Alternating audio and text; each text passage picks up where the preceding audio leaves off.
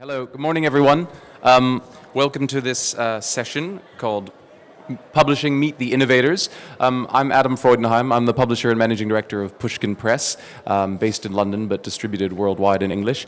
For some reason, for this session of Innovators, they asked a rather Luddite, quite conventional trade publisher to chair, but I'll do my best with these young Turks. We're unfortunately missing one of our panelists who is delayed at the moment on a bus, but we'll start with the panelists we do have. On my far right, we have Josh Ellison from Restless Books, and next to me is Scott Esposito, who works with Two Lines Press and Deep Vellum. And I thought, really to kick things off, to have Josh and then Scott simply tell you a bit about what they do and the innovation in the most general way, that how they're approaching the publishing market in a different way. And then I'll ask some questions, and hopefully Anna will arrive, and then I will also open the floor to you to ask some questions as well. And hopefully this will draw out the different ways that publishing is being done today, particularly in the translation sector. So Josh, do you want to tell a bit about your Sure. Restless Books we're based in Brooklyn and New York. We're now in our second year. I think the animating idea is one that I think everybody on this stage shares, which is that we felt that publishing in the English language world was far more parochial than we'd like, and we felt that there was, a lot of opportunities to publish in a more globally minded, cosmopolitan sort of way. So we have a strong emphasis on works in translation, not exclusive, but it's the majority of our list, and we have quite a diverse catalog. We have literary fiction from Pakistan, Russia, South America. We have a strong Latin America kind of representation on our list. We're publishing a series of science fiction from Cuba. We have a series of essays by prominent writers where they're writing autobiographically about their own face. We started with I also feel a little bit of an imposter on the Innovators panel. In a lot of ways, we've become, in our 2 years, we've become a more traditional publisher. We started with much more of a digital focus, with print always sort of on the roadmap, but we've moved to it more quickly, sort of based on our initial experiences, and we can talk about why that happened soon. But do you want to actually? Let's turn over to Scott for a moment, and then we can come back to that, because I do think that's a really interesting, important point to develop about how it's very easy to talk about innovation in the publishing industry. It's much harder to make it work in a sales way, which Josh is alluding to, and we'll get to that in a moment. So, Scott, do you want to talk a bit about what you do? Thank you. Yeah. Oh, great, right. terrific. Hi. Welcome. Great. There you go, don't worry. Hi. I had a bit of a calamity with the bus. This is Anna Hughes from Pigeonhole, and we'll get to her in a moment. So first, Scott. Yeah, so I guess I'm here to talk about two presses that I work with. The first one is called Two Lines Press, and that's a translation-only press that's based down in San Francisco, California. And it grows out of a journal called Two Lines that was founded in 1994 and is still in publication.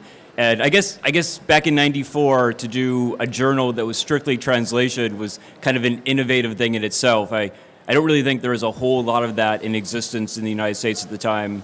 So the journal had been around for, close to 20 years, and we decided that we were going to broaden it and start doing books. So we did our first series of books in 2013, and now 2015, we're going to have books 7, 8, and 9 come out this year. We do 3 books a year and 2 issues of the journal. Deep Vellum Press is a press that was just founded very recently. Its first title came out in December of last year.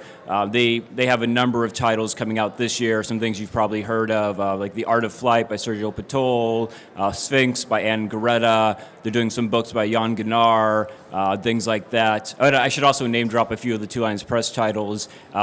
We had Self-Portrait in Green by Marie Ndaya, which got a very, very nice review in the TLS.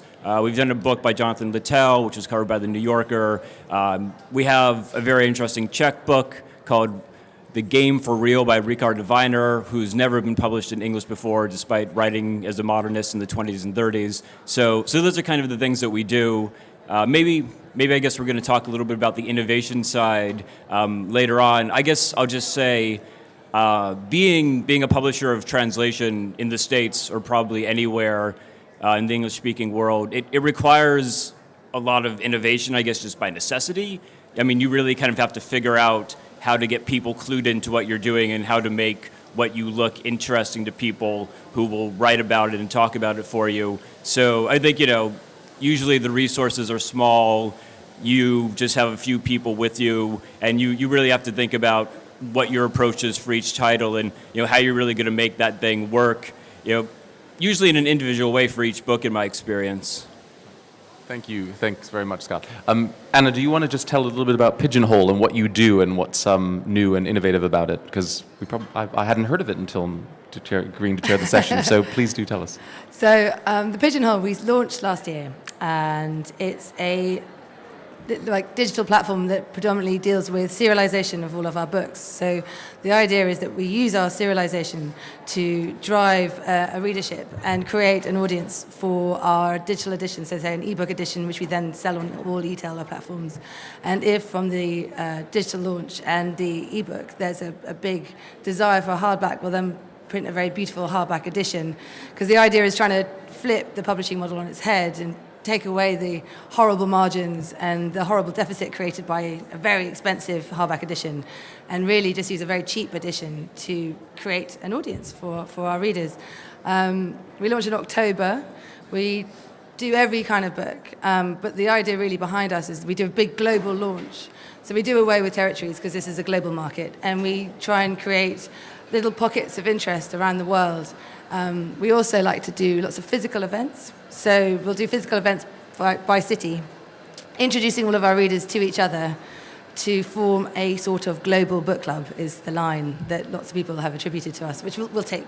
We'll take global book club, we're happy with that. And really, it's about driving a global conversation. We released our serialization to an app and also to the web reader, and you can read it on your Kindle as well. But the difference really behind us is that we like to have lots of marginalia and sort of constant social media conversation. So throughout the book, you can comment. We'll have lots of bit of extra content, so little videos with the author, perhaps, or it might be a how-to video if you've got a recipe book. And if you can comment throughout the app, the idea is that we're trying to create a living, breathing book that people can get involved with, and it's all around the world.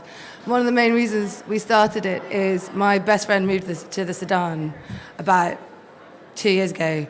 She's there to save lives. It's really selfish. I'm really cross about it. And she was in my book club, and we have a new functionality, which is that if once the book is serialized and it's been shelved, you then want to start a private book club.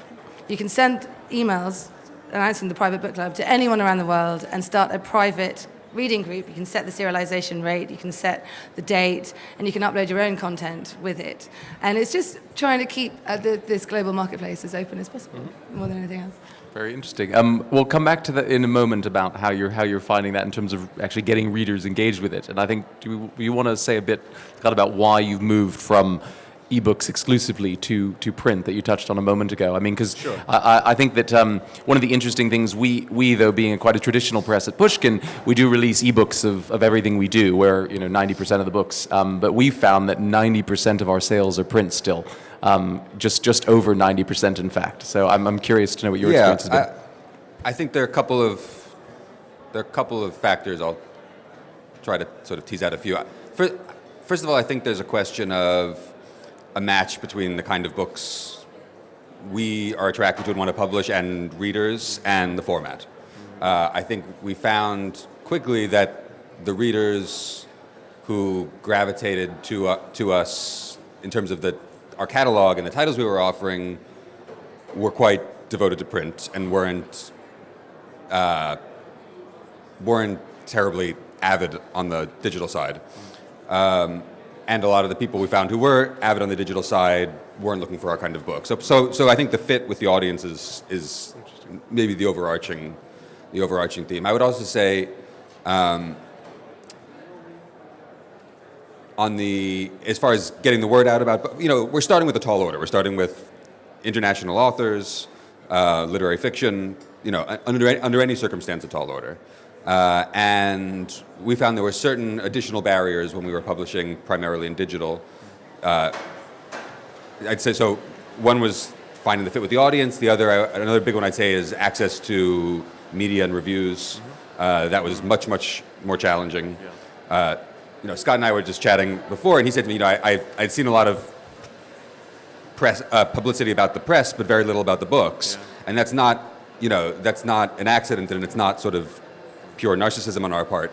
It was really, we're having so much trouble getting the kind of attention we felt we needed for the books themselves that keeping the story of the press, we found it much easier to find people to write about a new press with a digital focus than to find people to write about the books we were publishing. And so since we've started to transition to print and we've gone with a more traditional distribution model, we're seeing that change. Yeah. And Scott and Anna, with the presses you work with, Scott, and with Pigeonhole, are you finding as well that the media are quite behind in a way in terms of the way they want to engage with books? Well, actually, so maybe I can talk a little bit. I'm a member of the media too. I do a lot of freelance criticism in addition to the publishing ventures I work with, and definitely, any press whose reputation I really like or any book that I really want to look at seriously, I will always ask for a physical copy.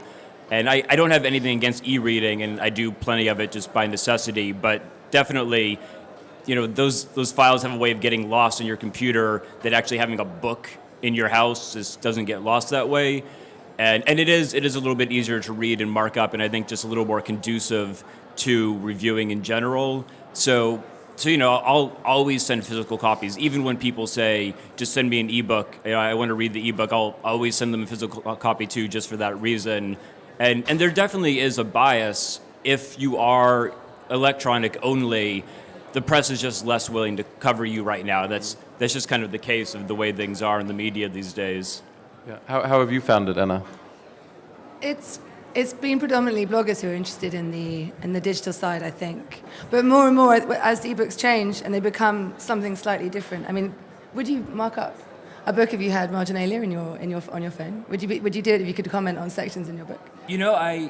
I might, but it's kind of what they say, where you develop kind of all these gestures and movements over a lifetime, and it is a bit of a barrier to relearn all of those. Yeah, it's this very strange thing when you're looking at kind of evolution versus revolution. It's like, yes. do you just carry on and continue and make a little bit of a leap, or do you make a huge, giant leap and then hope everyone just catches up behind you? And what about Josh's point? Because you're doing the hardback after, but how are you finding, the match between the audience and the product in electronic form? The nice thing about doing it this way is you're building the audience for the hardback, and I think it's a really strange thing. I was saying this yesterday in a talk, and I was having a conversation with quite a top publisher, and I asked him, what is it that sells books? And he leant in really close. He went, "That's the thing. Nobody knows." And I thought, "Oh my God! If nobody knows, what are we doing?" But I kind of think it's word of mouth. And so if you've got lots and lots of people all around the world talking about a book because you've been launching it digitally, you've been creating that thing about delayed gratification, you've been giving people that little bit and then a little bit of extra around it, and then once you've got all the people talking about it, you go, "Okay, well, guys, here's a really, really beautiful hardback edition that you can give as a gift." I think that one of the things I found quite strange historically was that we published hardbacks first, but often, I think they're often a gift edition. But why would you give someone a book that you'd never read? And what do you think about the sort of showroom aspect of it? Because one of the things that I think is really interesting is the way that you can create all this buzz, but then obviously people have to encounter the book in some way. So that's it seems to be still the case that you've created this buzz online, but it doesn't necessarily translate into people actively seeking it. But maybe if they see the book in the bookstore in Barnes & Noble in the US or in Waterstones here, it makes a difference. What do you think about that, Josh? Is that for physical, has that made a big difference for you? Do you think that's why you've gone, one of the drivers? It's very possible. It's perhaps too soon to say for us, but I will say that one of the big motivations for print for us, to this point, is that we felt like booksellers were a real constituency for us naturally, and with ebooks, no matter how hard we all tried, there was really no good way to bring them into the fold, and so we really had a frustration there that we felt there was a a really perfect group of allies out there in booksellers, and particularly independent booksellers, that we had sort of cut ourselves off from by our choice of format. And ultimately, I think as we kind of found these obstacles mounting, we started to feel that we were, the money we needed to spend to overcome the absence of print could be spent on print. Yes. And my sense is that was, money well, that was a better use of our resources. And what do you think about the kind of role that the gatekeepers, as it were, play in this? I mean, Amazon and the like, because in terms of ebook sales, because again, speaking from Pushkin's experience, we found that in the UK it's 90% of the market is Amazon for ebooks. In the US, I know it's a bit lower, but and you have they just choose the books that they're going to promote. And when Amazon does deign to choose one of your books and promote it in e-form, it sells quite a lot in our experience. The minute it stops being promoted, it ends. And I mean, do you think that's had an influence too for you? Yeah, that was a big concern for us. We also, I think our real sales figures were probably pretty close to 90% for Amazon. I mean, it was by far. I mean, it was really the whole conversation. And what's happening with Two Lines and Deep Vellum? Is that similar, do you know, in terms of the sales? Definitely kind of the breakdown between print and digital sales. It's the same for us. Vast majority of the sales were in print. I think I would definitely reiterate what Josh said about the hand selling. I know, by personal relationship, the people at the bookstores where our books sell the best. And it's really kind of the hand selling model. That's how they're getting out there. And our books, all of our ebooks are sold through Amazon for all intents and purposes. And I think just up there, it's much more of a commodity where somebody has heard about our book and they know that they want it, and that's where you get the ebook. But in the bookstore, it's a very different experience. You're much more likely to go in there not knowing what you want and to want to kind of have an encounter and discover something. And just to kind of get back to a related question that you mentioned earlier, kind of like findability online. Yeah. I think this is a huge question. And this is really something that small, interesting presses have to learn to cultivate. I know from my own experience, there may be like a handful of people in the world who I really, really trust for book recommendations. And that's where I find out about the majority of the new things that I really love. And, they're all around the world. And the way I generally hear what they're reading is I'll see kind of the traces they're leaving on lines in different forums. And so, kind of being attuned to those networks and learning how to navigate those and to be in touch with those people and in purely an online capacity, I think is just a very important thing to getting your books out there. Yeah. And how does Pigeonhole work to overcome this, Anna? This challenge. Well, it's funny. I don't think I really see our publications as books anymore, as a kind of a model. A lot of the books that we publish. So we've done a live book. We did a live book in October, and it was letters from Africa. So we had letters coming in from correspondents in Cairo, Nairobi, Harare, and Lagos, and it was an incredible project. And the correspondents got incredibly involved with it. So obviously, every week that people read, you get lots of chatter from them, and it's sort of live expos from the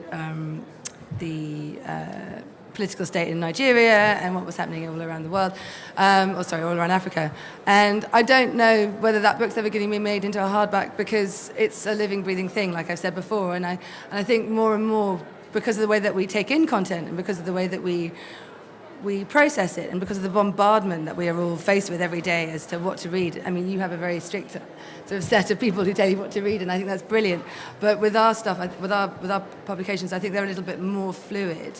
There are literary novels that we publish and that I'd love to see on the shelves and I'd love to see as hardbacks because I think they would make beautiful hardbacks and beautiful gifts. But a lot of what we do is something that's a little bit more immediate. And then the lovely thing about publishing an immediate book is for a lot of people, the process of publishing is incredibly long. You might write a book and then 2 years later you might find a slot and that slot might move around and it might be that you don't get published for another 3 years because the publisher's decided that someone else is better or your slot's better placed somewhere else.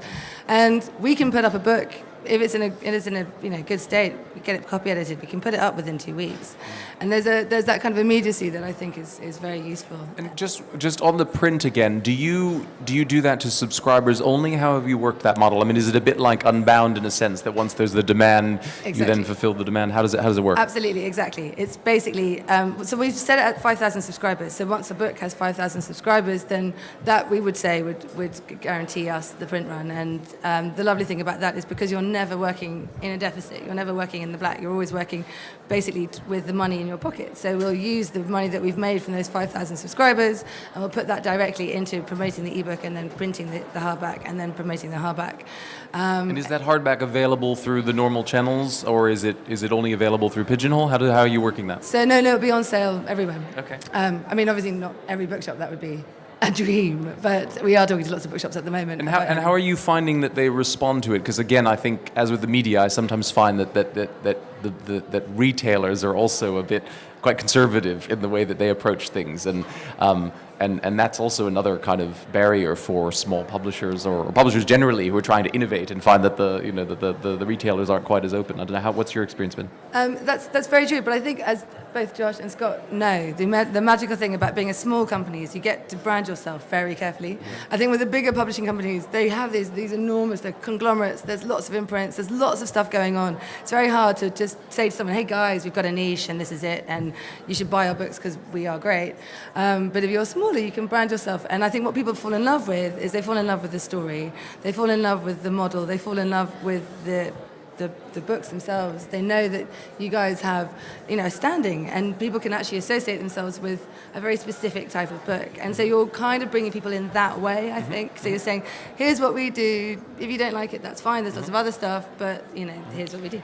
Josh and Scott, could you talk a bit about that branding side of things? Because that's something that's very important for Pushkin. For anyone who knows about us, we're very strongly branded, and I sometimes think that it's a Vic's blessing, in a way, because on the one hand you have this loyal following who think I'm constantly hearing from people. It's very lovely to hear how much they love Pushkin books, etc. But I often have the sense that the problem is you're only reaching this small audience of people who know about you. So it's a kind of double-edged thing. And to get beyond that, I sometimes wonder whether you're almost hindered by this branding that might make you seem exclusive or whatever. What's your experience with Restless and with Deep Vellum and Two Lines? What do you think about that? I mean, I think it's a bit of a step-by-step thing. Definitely, kind of stage one is just to get yourself known and liked within the small circle of people who are likely to find what you're doing very interesting. And then I feel like once you've kind of established that sort of a reputation, you can try to leverage that into stuff that's much more broad. Something I was just telling Josh before the panel, with Deep Vellum, the name of the press got out there very quickly, and it was very obvious the immediate results of that. I feel like there are a lot of presses I've worked with that have very, very strong titles, but I was hearing people that I've never heard of before interested in finding out more about the Deep Vellum titles, and I know that this was a reflection of the fact that it had been covered in various ways, and Will, the publisher, was kind of getting himself into various channels, and people were just hearing about it. So, I mean, I guess selling the press is definitely an important, viable strategy. I guess it's this kind of, sometimes you can sell the press first because you have a very interesting model and people want to write about that. And sometimes you have to kind of cultivate a bit more of a reputation, and then you can try to kind of make the case to a bigger venue that you're interesting and you should be written about. Josh, what do you think? Yeah, we also, having a strong identity has been very important for us since the beginning, and we've played around with a lot of the mechanics of that. Covers that have a really strong unified aesthetic versus covers that are more eclectic and more reflective of the content. There's a lot of different in the choice to be highly branded. There's a lot of little choices along the way, and we're still experimenting with that. And I think we're still finding our core audience. Also, for all of us, since we do books that come from very diverse places, you often find yourself going to audiences that are not necessarily transferable from book to book. There may be people who are very interested in a particular title, have a particular connection to a place, and that may not necessarily make them a strong candidate for another one of our titles. So I think the balance, which is always sort of in flux, is finding the right attention on a title per title basis versus having an overall effect. But I do think it is probably a small publisher's best asset, as you said, to have the ability to say, I mean, I know as a reader that if Pushkin publishes something, it has my attention. It's something I think, yeah, absolutely. We're obviously doing something right. Yeah, no, absolutely. I mean, I trust your curatorial judgment, and so, and I hope that's what people would come to find about us, and especially as our offerings do get more diverse. We really need that trust. And what do you think, just back to the kind of model, because this is about innovation and everything, it's quite interesting the way that often when a book breaks through, a self-published book, for example, or even something that's been done by a very small publisher, I'm sure you've all noticed how it's in 9 out of 10 cases, it's then taken on by a major conglomerate, or a bigger publisher at least. What do you think about that? I mean, what's from your experience, each of you are observing that? I mean, maybe you've experienced it yourself. What do you think drives that? Why is that happening rather than the kind of innovative publishing model carrying on once the book has already got word of mouth? Do you want to comment on that, Anna? I had a theory about this, largely because when we first started, we were always going to be predominantly digital. And I was talking to an author, and he just said, but, when I die, if you're digital, there's never a physical object left behind. And basically, a book is immortality. I thought, well, Christ. Okay, that's an interesting way of putting it. But I think there is that. I think it's very hard to tell an author who's always wanted to be a writer, always, that there isn't going to be some chance of a really beautiful edition of a book with that FF on the back, or, that kind of known big name literary imprint. Or if you are a mass market author and you want a film deal and you want to be in everybody's hands and you want to be the next big thing, it is about reach, obviously. And if you are selling your book to one of the huge publishers, you're going to get a lot of reach because they have their fingers in every pie. Yeah. But it's, I guess, all dependent on the author.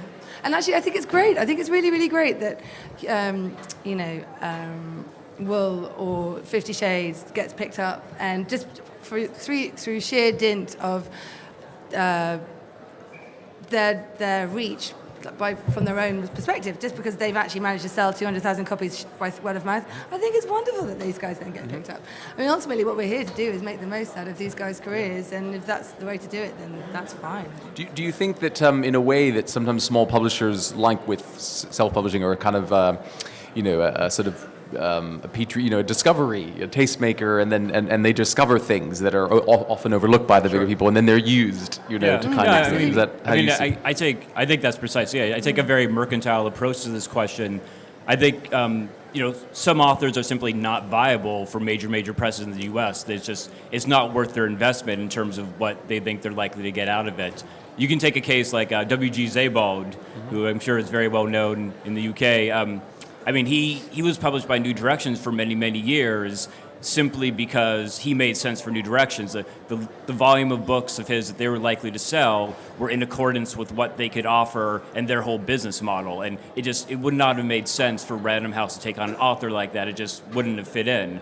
But then once his reputation became such that his volume of sales was going to change dramatically, and the outlets that would be interested in covering him were a whole level higher up on the food chain, then all of a sudden it made a lot of sense for someone like Random House to try to acquire it. And and you do see that happen a lot in the world of translation. There are kind of the discoveries that these presses will bring along, and then they'll be picked up. And I understand it, and I definitely, from a perspective of getting the name out there and supporting the author, I do support it to an extent. But to justify the investment that New Directions makes in a writer, they do have to have the chance to sell those books for 10 years or so they do make back their investment. So if you kind of pick them up too early, you're kind of killing off the people who are fostering the writers for you. Yeah.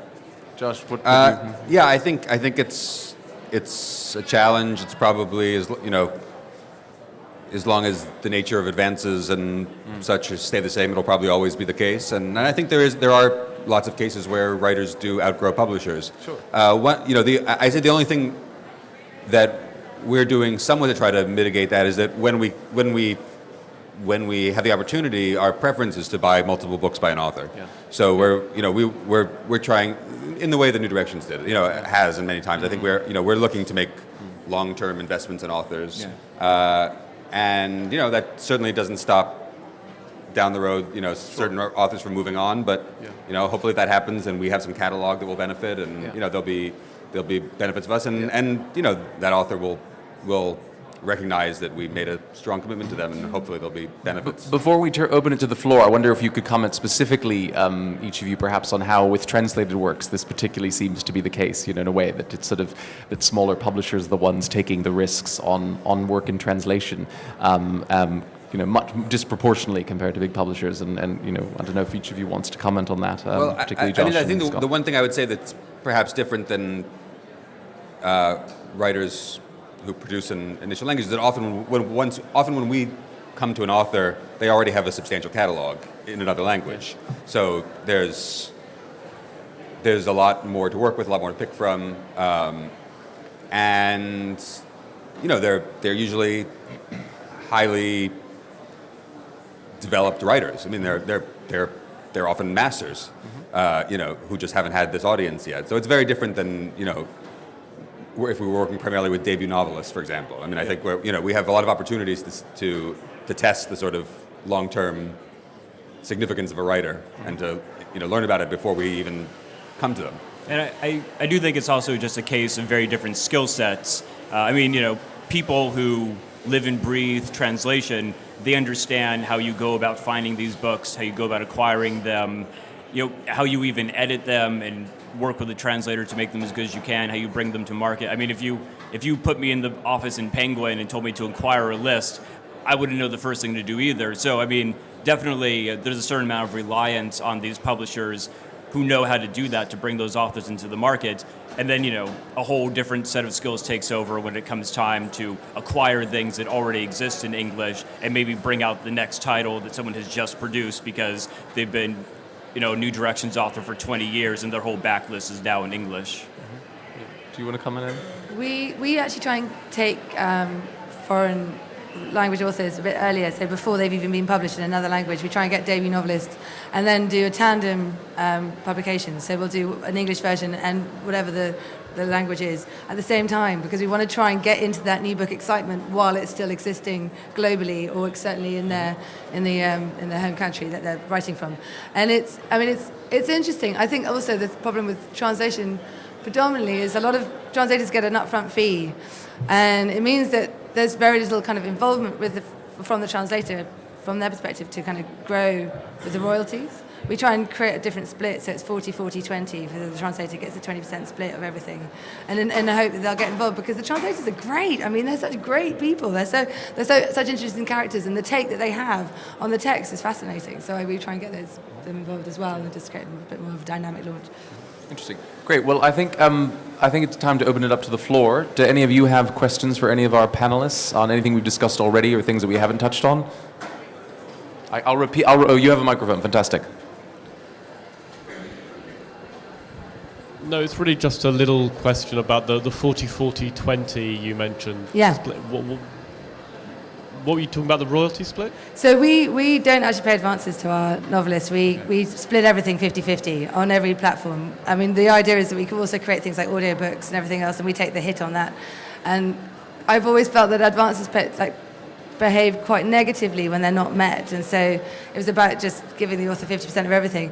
And more I'm looking at different models of how to remunerate translators, because we use funding to pay them up front and then also give them a royalty split as well.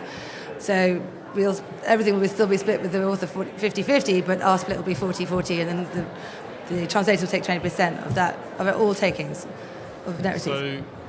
So you mean 40 for you, 40 for the author, and 20 for the translator? Absolutely. And so does that mean the translator gets no fee up front? No, they get a fee up front as well. Okay. Because it's But not an advance or a fee, just out of curiosity? It depends. We're still working on which way to go, but yeah, it depends. Yeah. Okay. Thanks. Any other questions in the audience? Here's someone in the front row. I didn't quite gather from Anna what sort of books you publish, whether you're interested in literary fiction, all sorts. Yeah. So we publish literary, I've done some erotica, largely just because we call our installment staves, and we wanted to call our book The Sex Daves. There's a lot of punning going on at Pigeonhole. It's quite bad. We do thrillers. We've got our first live novel coming up next year.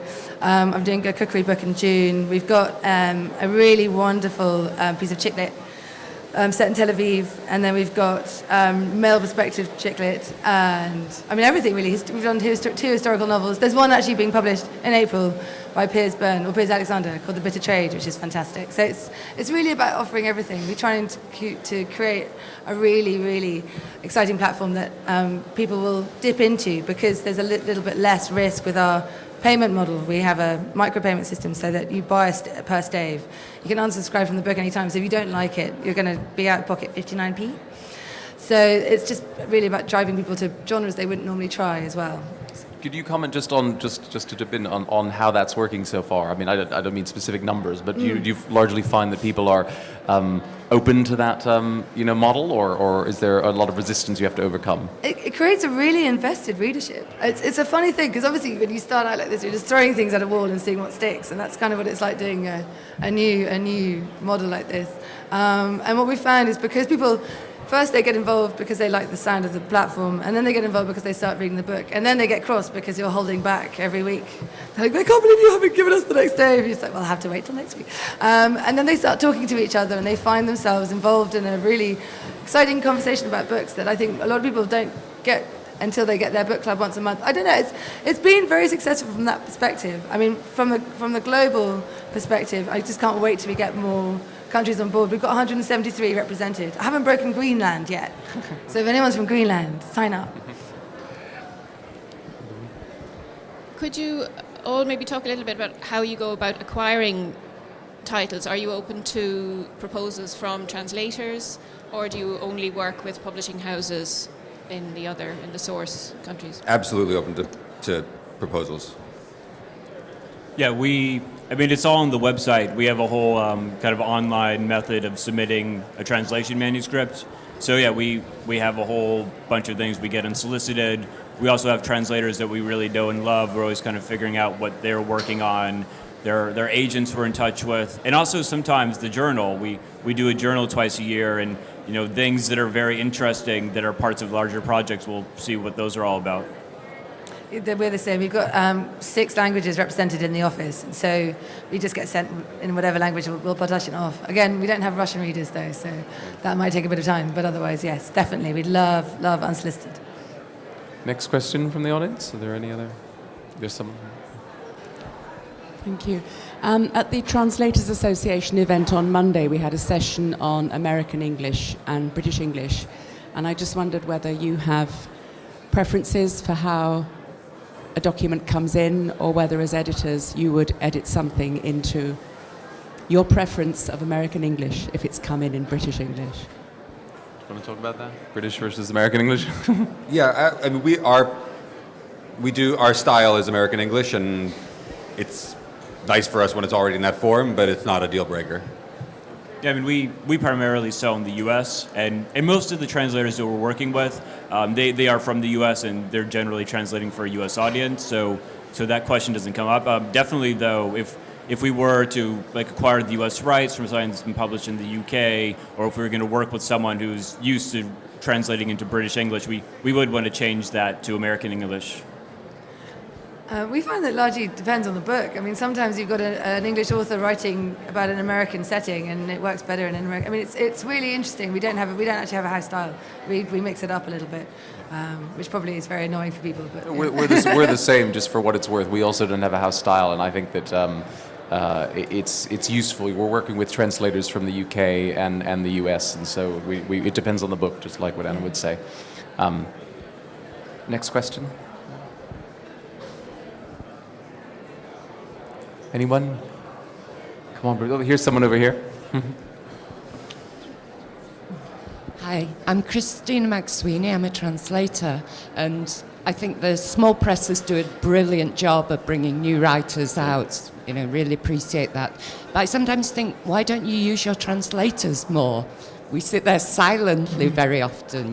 We could be doing a lot more to help sell your books. So Like what? Give us some ideas. Readings, chats, all this kind of thing. Yeah, there's often a problem with not having the author, but you have the translator. We encourage that. We've done events that are translator-only events, and in certain parts of the U.S. there is that kind of infrastructure where you can get a crowd for translators, and there are well-known series and venues. So we do try to do that. I definitely work with the translator when I'm trying to find out kind of the interesting points of a book, or when I'm trying to get raves and things like that. I mean, we do bring them in, even though you may not see them so much on the outward-facing side of things. Yeah, it seems a lot better in the US than here in the UK, I think. I wonder if related to this, it's something we've talked about before in the model, and I wonder if each of you could briefly touch on something, which is that obviously it's great to have 50-50 models or 40-40-20, but the foreign publishers and agents are often quite conservative in the way that they approach these things and how they want to do things, and even translators, I see many of you in the audience, are not necessarily the most innovative as well. I wonder what your experience has been, and I'm happy to briefly touch on mine as well, but do you want to start on that, Josh? I'm curious. Yeah, I think we have found that people have ways of doing things that they're rather wedded to, and it hasn't been a place where we felt a lot of room to innovate, so to speak. I think our goal is kind of try to do the best within the constraints of what people expect. And the truth is, especially with our more traditionally distributed books, a lot of the economics of the whole process constrain how the sort of split of funds can kind of reasonably be. So that's not a wheel we're looking to reinvent particularly, and What about Scott? What about Vellum and 2 lines? Yeah, I mean, I'm not so much on kind of the contract side of things. I'm a little more on the publicity side. I think in general, it's probably, as Joshua says, people, when you work with agents and rights people, I think they're maybe a little more wedded to their practices, and it might be a little hard to negotiate new models into there. But definitely on the publicity side of things, where you're working with people like independent bookstores or people who will put together reading series that are strictly based around translation, I think those people understand innovation very well, and they tend to be open to all sorts of ideas you want to throw at them. Anna, what's your experience been? I have a bit of a story about this, because part of what we do as well is we sub-license a lot of rights, sort of digital serialization rights from large publishers. Actually not large publishers, because they're really difficult to deal with. Small publishers, but one of the large publishers I did deal with, I'd found a translator who'd done a translation of a Russian classic. We really, really wanted to serialize it. He was really keen, because his book had kind of sunk without a trace, because the big publisher refused to cancel their old translation because they were scared they're going to lose out on all the sell-ins that they had with universities and schools. So he was very keen, because he wanted a bit of a push for his book, and it was brilliant. It was the best translation of this book I read 5, which was tiresome, and it's sad, because basically we got 7-8 weeks down into the contractual negotiation, and when it came down to it, they just couldn't give up on their 25% digital precedent on the royalty, and it just meant that this translator is his book's never really going to make it. I mean, it's because it doesn't have the support of the publisher behind it, and I was very disappointed, and I think that soon, at some point, not too far in the future, the 25% digital royalty is going to have to go, because it doesn't really work anymore in the way that things are happening. But I have been dealing a lot with small publishing houses in other countries that are much like us. So they are a little bit more innovative, and they're not so wedded to the precedent, and they are much more excited about the different opportunities that can be presented, which will just give their books that bit more of publicity. I mean, ultimately, that's what it's about, I think. Yeah. You might have more luck on the debut front, presumably, too, if you're dealing directly with authors. Hopefully. But hopefully. I think it's a sad thing, because it's one of the reasons why I set up the Pigeonhole in the first place, is because I hated seeing books get lost. Mm-hmm. And he was the kind of typical case. He spent 5 years translating this book, and he'd been paid a flat fee, and it was just squandered, really, I think. Yeah. Yeah, I mean, just from my experience too, briefly, I just think that agents are generally quite conservative. I would say more conservative than foreign publishers, you know, and And really, more conservative than authors often. Yes, Yeah, exactly, definitely. exactly. I think that's a good point. Yeah, authors are often really excited because they want, or translators, they do want their work to be out there, and then there are agents and sometimes publishers standing in the way. Are there more questions from the audience? So someone right here by the microphone, and then at the back. Hello. It's obviously much easier to do things digitally now that there is this sort of, as you were saying, a global marketplace. People who are working mostly in print, I'm thinking, I mean, I only know the catalogue of Pushkin more than other publishers, but you publish some English language things, original English language books as well. Would you ever think about trying to translate them, get them out of the English market into a Spanish market, as it were? Oh, you mean translating ourselves? Translating yourselves, yeah. Yeah, it's an interesting question. I think partly maybe that's something that would come over time. You know, we're so focused on just trying to sell the books that we're doing in English. So you know, long term, perhaps that would be an offer, a possibility. But I think this is an interesting thing. I mean, as I'm sure all of you read about how HarperCollins are trying to just made this major acquisition this week of Karen Slaughter and planning to publish in 12 languages, I think it is. And that's really interesting. But even they said in the announcement, I don't know if you read, the CEO said, we're not looking to do this with literary authors. This is about commercial fiction, that translates easily. We don't think it's something that applies to literary fiction. So I'm not saying that's true. I just think it was interesting that they're approaching it, on the one hand very boldly and on the one hand quite conservatively at the same time. I mean, some of this is just about that even with the global marketplace. I don't know what you each think, but my own experience is there, of course, local knowledge and local selling is still needed. You still, even between the UK and the US, we're distributed in the US, but it is very different from publishing there on the ground. And I don't know what you think about this, panelists. I think this is a very interesting question. I mean, it's, as you say, selling in multiple countries is way, way beyond the scope of what we're doing. But when you do get to a conglomerate like HarperCollins, even with literary titles, I do think it's becoming more and more common to see it published in simultaneous languages in various countries around the world, where even maybe 10 years ago, this was a very uncommon thing, but now the release is becoming a much more globalized thing for a lot of titles. And I mean, it's a definite shift in the way things are being done, and just kind of the way books are being conceptualized as they're being brought to market now. Josh, do you want to comment on this? Yeah, it's something we haven't really encountered too much, although one thing that we are thinking about quite actively is the potential in the US for Spanish language publication. It's clearly a big opportunity. No one's quite figured out how to do it yet for a number of different reasons. So we've been sort of, when we can, if we're doing a Spanish book, we'll acquire Spanish rights as well for North America. And right now they're kind of, in our pocket for a rainy day. But we're definitely looking for the right way to reach readers in both languages and to kind of use the two languages to help build the title. Despite the global release thing, it's also often different publishers, and it may be true that it's what is the role of the publisher? Having a local, passionate advocate for the book is really important. So I think that's why you often do see these things in a different way. It'll be interesting to see how HarperCollins does that, because of course all those publishers have slightly different statuses and reputations and people on the ground. So it'll be interesting to see whether the authors are in the best hands in each case. I saw there was a question at the back here. Do you want to pass the mic?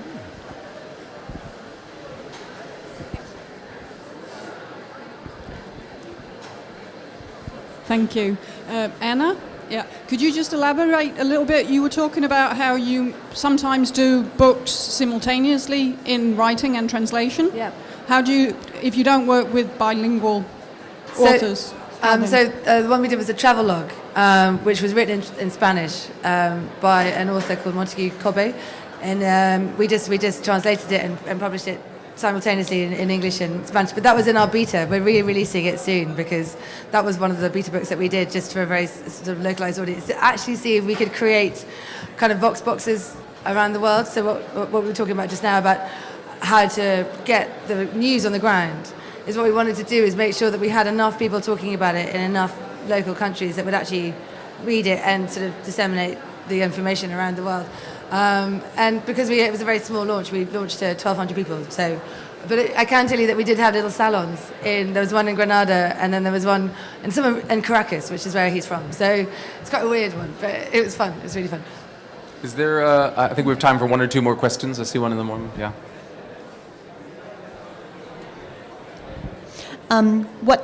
This thing that you were talking about, Anna, I find very interesting because translators are so frequently contacted by writers who want things, they haven't published them in their original language, they want to have them translated directly into English.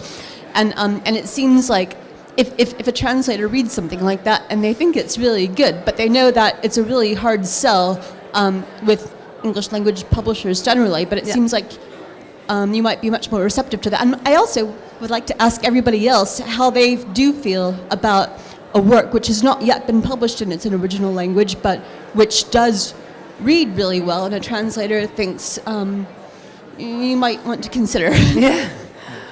Well, I think the thing is that you guys are the professionals, really, with this. I mean, you read and translate so many books, and so obviously we would be thrilled, I would be thrilled, if you came to me and said, hey, I've just been given this book, it's really, really good.